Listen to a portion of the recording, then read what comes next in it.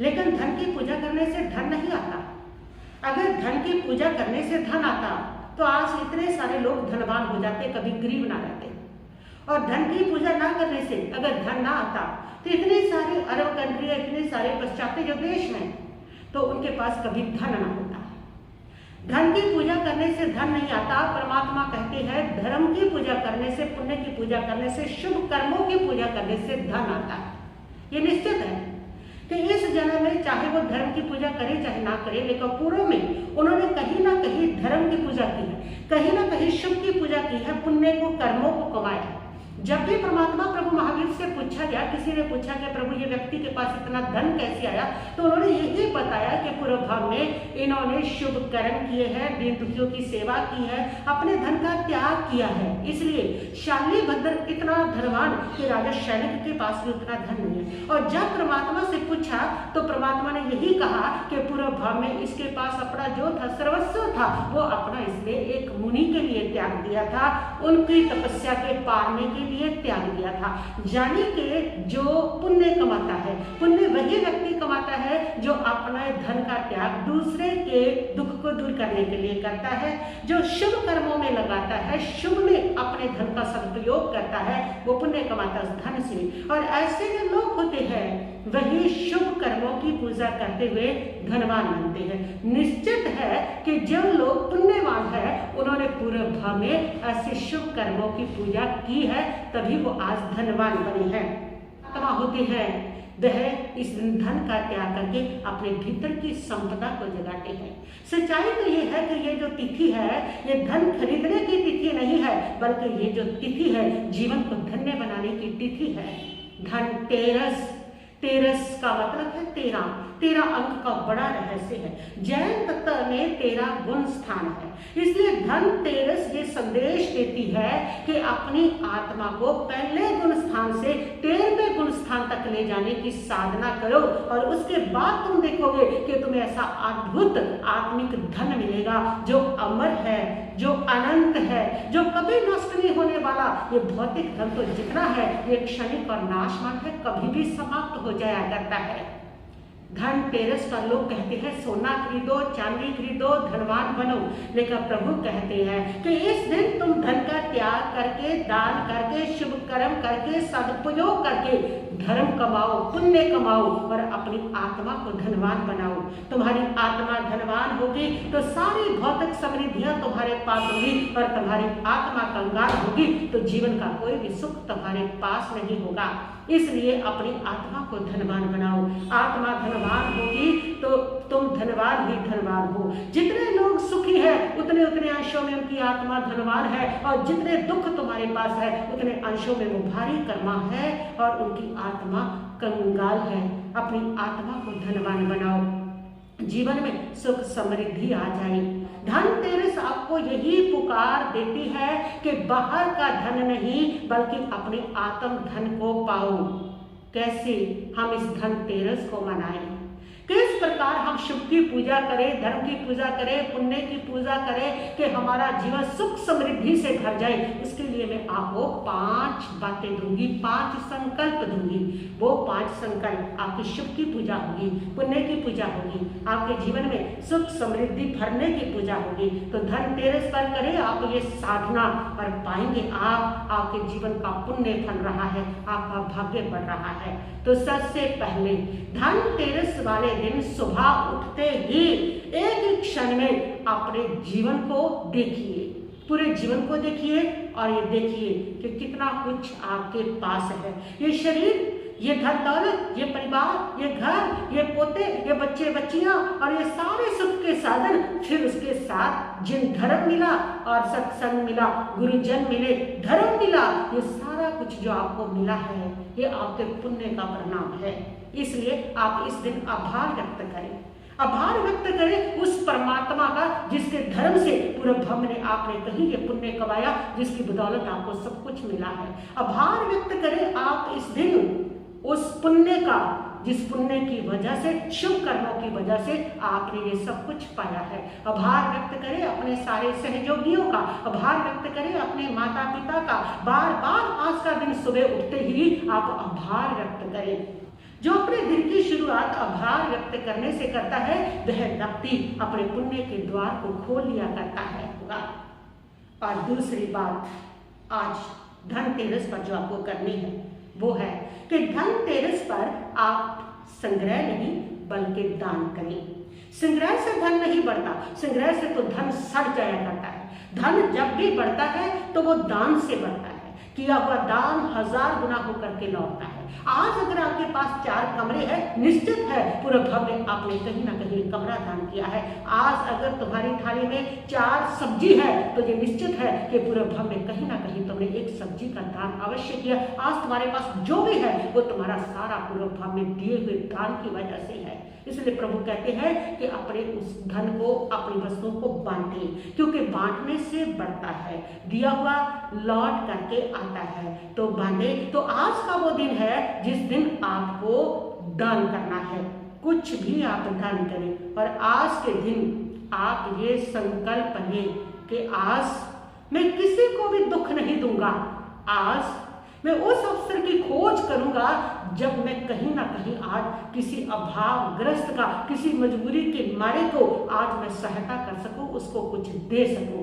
तो आज का दिन दान करिए। आप, आपके दान से धन बढ़ेगा। पूजा से धन नहीं, दान से बढ़ेगा। संग्रह आपके पुण्य को घटाता है और दान आपके भाग्य को, आपके पुण्य को बढ़ाता है। और तीसरी बात है, संयम और समता रखिए। आज के दिन जो लोग हैं वो यही कहते हैं कि आज हम बहुत सारा सोना खरीदो, चांदी खरीदो और धनवान बन जाएंगे, अगले साल तक धनवान बन जाएंगे। और लोगों की ये धारणा है कि आज तेरस पर अगर हम धन खरीदेंगे ना तो बहुत शीघ्र ही वो 13 गुना हो जाएगा। ये तृष्णा है, ये आपकी आकांक्षा है, इससे धन नहीं बढ़ता है। बल्कि आज के दिन आप यदि अपनी भावनाओं पर संयम रखते हैं, अपने लोभ को, अपने लालच को कि मेरा धन अगले वर्ष बहुत बढ़ जाएगा, ये सोचने की बजाय आप ये सोच सकते हैं कि मेरा अगले साल तक शुभ भाव बहुत बढ़ जाएगा, शुभ कर्म बहुत बढ़ जाएगा, मैं इस धन के माध्यम से बहुत शुभ कर्म करूंगा, उससे इतना पुण्य आएगा, इतना पुण्य आएगा कि आपका जीवन सुख और समृद्धि से भर जाएगा। और अगर तृष्णा रही अपने स्वार्थ के लिए, मैं धनवान बन जाऊं मेरे लिए ही, तो समझ लेना आपका पुण्य उससे घटता चला जाएगा। तो आज जो धनतेरस का दिन है, इस दिन आप लोग अपने इस लालच की भावना पर, तृष्णाओं पर संयम रखेंगे कि मैं बहुत धनवान बन जाऊं, शीघ्र बन जाऊं, ये खरीद लूं और ये वो खरीद लूं बस ताकि धनवान बन जाऊं। उसके लिए नहीं, बल्कि आज आप ये संकल्प लेंगे, इस भाव के साथ संकल्प लेंगे कि आज मैं जो भी वस्तु ग्रहण करूंगा उसके उपभोग के लिए नहीं बल्कि उसके उपयोग के लिए करूंगा। शास्त्र कहते हैं जो आज की प्राप्ति में तृप्त है वो कल के लिए पात्र बनता है। जो आपका संतोष का धर्म है, जो आपकी तृप्ति का धर्म है, जो आपके संयम का धर्म है, वह आपको कल पाने के लिए पात्र बनता है। जो आपकी तृष्णा है, जो आपका लोभ है, वो आपको कल और पाने के लिए पात्र नहीं बनता। इसीलिए तो कहा जाता है कि लोभ बुरी बला है। जब जब कोई तृष्णाओं में फंसा है, जब जब कोई लोभ में फंसा है, वो हमेशा ही खड्डे में गिरा है। तो इस दिन आप अपने लोभ और तृष्णा की वृत्तियों का संयम जो है कह रखे, संयम के साथ ये दिन जो है वो अपना व्यतीत करें। और चौथी जो बात है, शुद्ध दृष्टि का भाव रखें।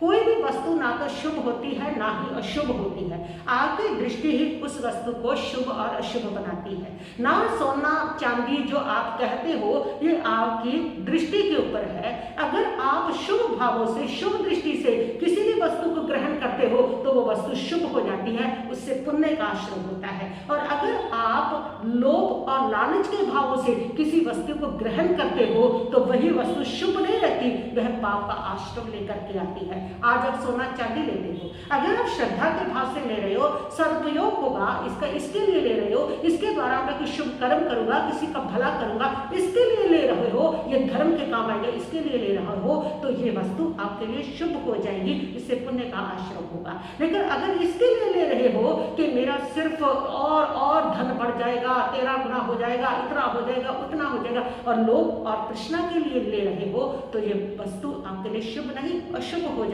आपके भावों के कारण उसमें पाप का आश्रम आ जाएगा। तो आज आप जो भी खरीद रहे हैं, जो भी आज आप ले रहे हैं, उसमें श्रद्धा का भाव रखें, शुद्ध दृष्टि का भाव रखें। शुद्ध दृष्टिकोण से आप उसको संयम, श्रद्धा इसके लिए खरीदे, धर्म के शुभ कर्मों के लिए खरीदे कि मैं इसके माध्यम से मैं शुभ कर्म दूंगा। और पांचवी बात, और आज के दिन पांचवी बात जो मैं आपसे कहना चाहती हूँ वो ये है कि आज के दिन आप मौन करें, ध्यान करें।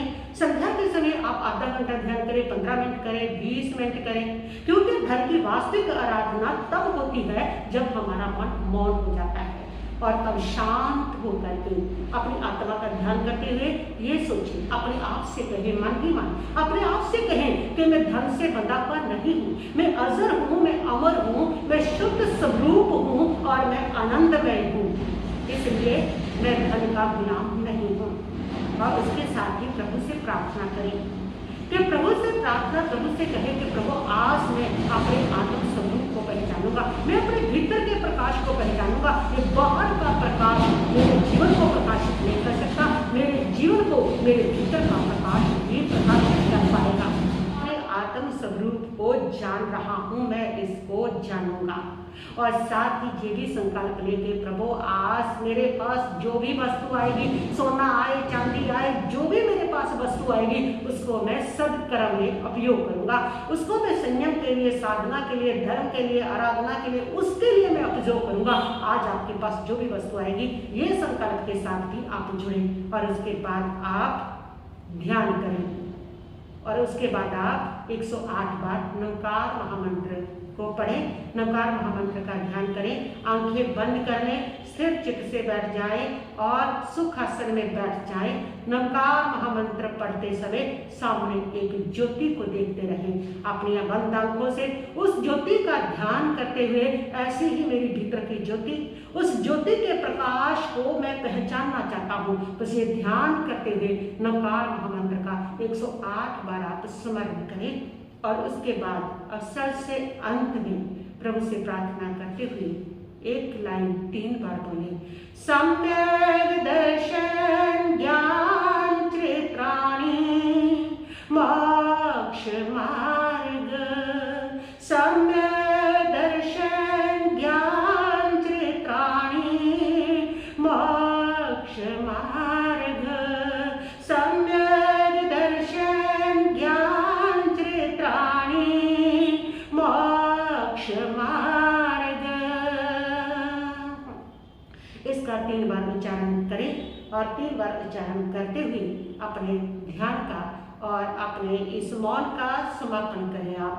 और ये 5 संकल्प, ये 5 शुभ भाव जो आपको बताए हैं, इन 5 शुभ भावों के साथ अपनी धनतेरस को मनाइए और आप पाएंगे कि आपका जीवन पहले से कहीं ज्यादा सुखी हुआ है, समृद्ध हुआ है, पुण्य से भरा है। ये 5 शुभ संकल्प, ये 5 शुभ भाव जो आपको बताए हैं, इस प्रकार जब आप धनतेरस को मनाएंगे तब आपके पुण्य का द्वार खुलेगा, पुण्य की बरसात आपके जीवन में होगी, सुख की बरसात आपके जीवन में होगी और इतना पुण्य आपके जीवन में बरसेगा कि आपका जीवन सदमार्ग की ओर बढ़ता जाएगा, मुक्ति मार्ग की ओर बढ़ता जाएगा, मोक्ष की ओर बढ़ता चला जाएगा। तो धनतेरस पर धन की पूजा से धन नहीं आता, बल्कि इस प्रकार शुभ भावों से जुड़ने से, शुभ कर्मों से जुड़ने से और इस प्रकार अपने धन का त्याग दूसरों के दुख के लिए करने से धन आता है। इसी प्रकार धन आया है, इसी प्रकार आत्मा का धन बढ़ता है, इसी प्रकार भौतिक का धन बढ़ता है। जितनी जितनी चेतना की शुद्धि होगी, जितना जितना आपकी आत्मा की शुद्धि होगी, उतना उतना आपके पास भौतिक समृद्धि भी बढ़ेगी और आपका जीवन महान सुख की ओर अग्रसर हो जाएगा। इसलिए धनतेरस पर मनाइए, इन 5 संकल्पों के साथ धनतेरस को मनाइए, इन 5 भावों के साथ पूरा दिन इन 5 भावों में रहें और फिर पाएं कि किस प्रकार आपके पुण्य ने आपके ऊपर बरसात की है। बस इतना ही कहती हुई मैं अपने वक्तव्य के लिए स्थगित करती हूँ। ओम शांति शांति शांति भवतु।